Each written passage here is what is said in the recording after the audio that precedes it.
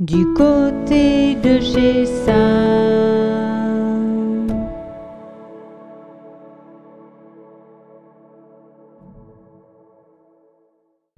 Bienvenue du côté de chez Sam.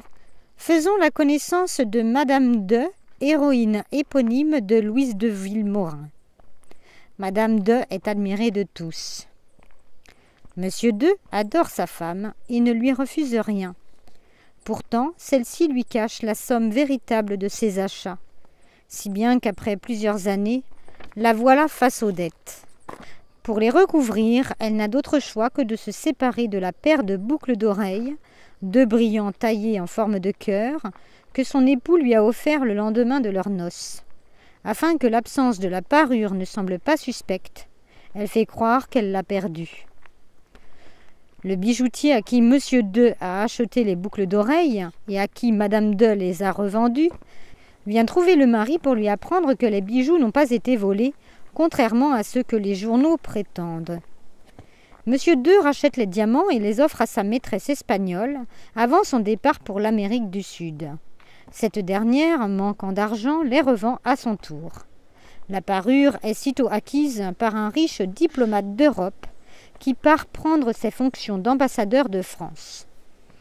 À Paris, il fait la connaissance de Madame De lors d'un dîner et prend l'habitude de lui envoyer chaque matin un billet et de venir la visiter tous les après-midi.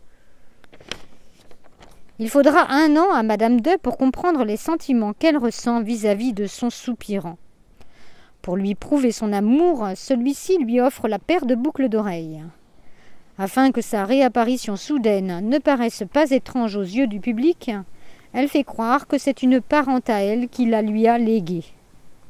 Monsieur De, qui lui aussi a ses petits secrets, ne peut laisser sa femme arborer la parure. Il la lui confisque.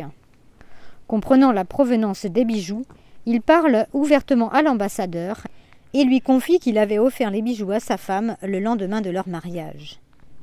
Persuadé que l'enthousiasme de Madame De à la réception des boucles d'oreilles fut provoqué non par sa générosité mais par les retrouvailles d'un cadeau fait par le mari, le politicien s'éloigne alors peu à peu de sa maîtresse. Louise de Vilmorin nous offre avec ce conte un vaudeville où l'on ne s'ennuie pas une seconde.